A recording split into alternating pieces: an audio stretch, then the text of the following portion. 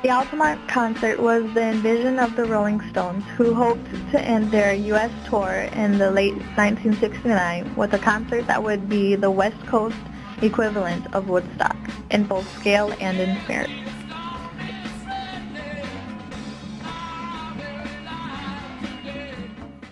"300,000 people were gathered to see 6 bands, but only saw 5.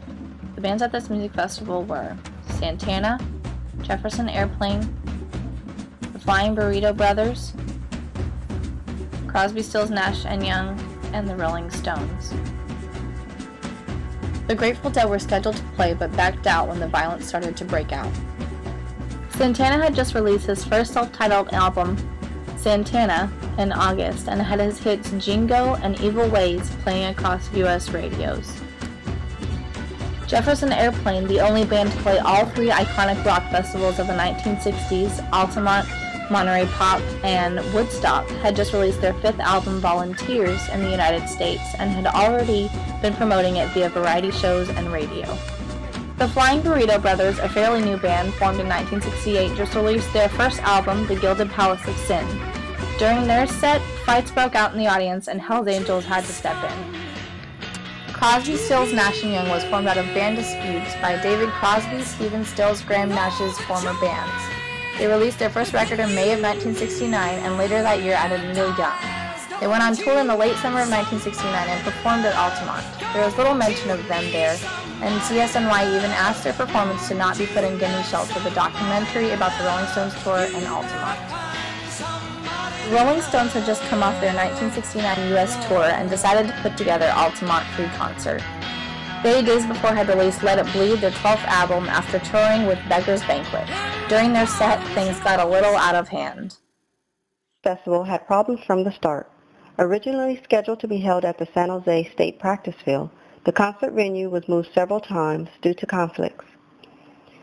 Finally deciding on Altamont Speedway Racetrack on Thursday, December 4th, just 2 days before the scheduled event. The so-called security were the Hells Angels. They were hired by the manager of the Rolling Stones, Sam Cutler, and recommended by the Grateful Dead, who had previously used them for security without any incidents. The deal was made between Cutler, Rock Soley, the manager of the Grateful Dead, and Hells Angels, Pete Nell and Sweet William. According to Rolling Stones manager Sam Cutler, the only agreement there ever was for the Angels to make sure nobody tampered with the generators, but that was the extent of it. What the Hells Angels understood was that all they had to do was sit on the stage, drink their beer, and enjoy the show while keeping other fans off the stage. The unorganized security was one of many altercations that led to the beginning of the end. The death of Meredith Hunter was the beginning of the end. Meredith Hunter, his girlfriend Patty, and another couple traveled from Berkeley to attend the Ultimate Music Festival. Over the course of the long day, spectators, fueled by LSD and large amounts of amphetamines, started becoming unpredictable, eventually attacking each other, the angels, and the performers. By the time the Rolling Stones hit the stage, the crowd began to erupt, throwing projectiles onto the stage. In retaliation, the angels began throwing full cans of beer at the crowd. Death at the Altamont. Footage of the show reveals a disturbing scene. During the Rolling Stones performance, a scuffle between the Hells Angels and concert-goers leads ultimately to the death of a young man. Meredith Hunter, seen in a lime green suit, suddenly draws a long-barreled black revolver from his jacket and points it in the air.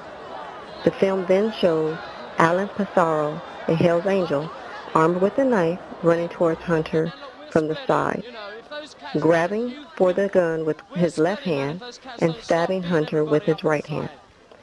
It was reported that Hunter was stabbed a total of 5 times. In an interview with his girlfriend Patty Bradhoff regarding Hunter's demeanor right before his death, she described him as being enraged, irrational, and so high he could barely walk. This was later confirmed by an autopsy revealing methamphetamines in Hunter's bloodstream at the time of his death.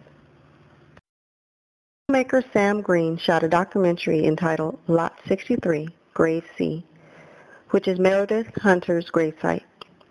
The film focuses on the last days of Hunter's life and his unmarked grave.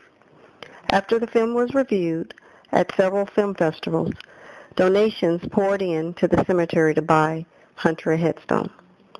It was installed in 2008, 39 years after his death. In the aftermath, the Altamont concert was remembered as the day the music died. All future rock concerts were banned at the site. When compared to Woodstock, which represented peace and love, Altamont became, whether fairly or not, a symbol for the death of the Woodstock nation. The Altamont concert came to be viewed as the end of the hippie era and the de facto conclusion of late 1960s American youth culture.